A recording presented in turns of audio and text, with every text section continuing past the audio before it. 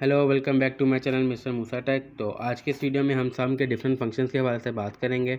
उनका देखेंगे डिफरेंस क्या है और किस तरह जो है वो इजीली हम यूज़ होते हैं। सम किस लिए यूज़ होता है, सम इफ किस लिए और सम इफ एस। मेन सम के जो है ये तीन फंक्शंस हैं जो कि एक दूसरे से थोड़े बहुत चेंजेस हैं। तो इसी के चेंजेस के हवाले से हम आज प्रैक्टिकल करके इसका देखेंगे और इसके फार्मूलाज लगा के बात करेंगे। देखिए, अगर तो आपने किसी कैलकुलेशन के लास्ट में उसका सम करना है तो उसके लिए सिंपली इसका शॉर्टकट है आर्ट इज इक्वल टू, ये आप ऊपर कोने पे भी देख सकते हैं। इस पर आप क्लिक करें, आपका ऑटो सम यहाँ पे हो जाता है। लेकिन अगर आपने किसी और सेल के अंदर जो है इसका सम करना है तो उसके लिए आपको सम का फार्मूला लगाना पड़ता है। इक्वल टू सम लगाएं। सम लगाने के बाद अपने डाटा सारे को सिलेक्ट करके एंटर कर दें। ये हो गया सिंपल सम का फार्मूला। अब सम इफ़ क्या है? सम इफ़ ये है कि सम इफ़ जो होता है वो सेलेक्टेड सम करता है। अब हमने सम का लगाया तो हमने कंप्लीट ये डाटे को सेलेक्ट करके सम कर लिया।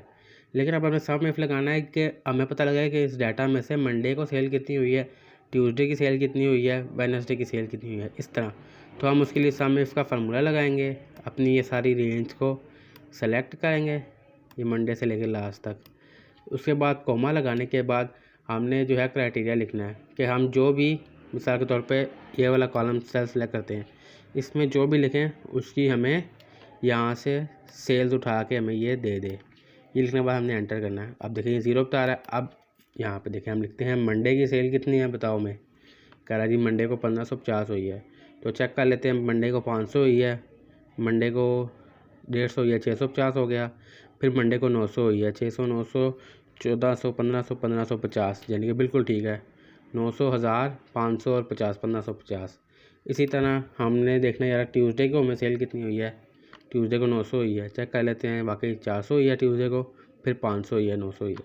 तो ये सम इफ जो है ये कंडीशनल होता है कि जोन सी डाटे में से, अभी तो फिलहाल छोटा डाटा, बहुत लंबा डाटा, उसमें आपने सेलेक्टेड किसी डेज़ की या सेलेक्टेड किसी मंथ की सेल निकालनी हो तो उसके लिए यूज़ होता है।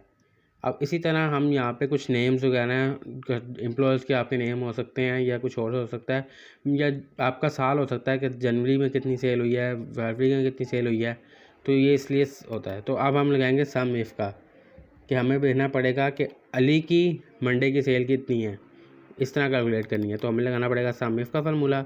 सबसे पहले हमने अपनी सम रेंज को ये सेलेक्ट करना है, ये हमारी सम रेंज है। उसके बाद हम कोमा लगाएंगे। पहला क्राइटेरिया क्या है, ये वाला।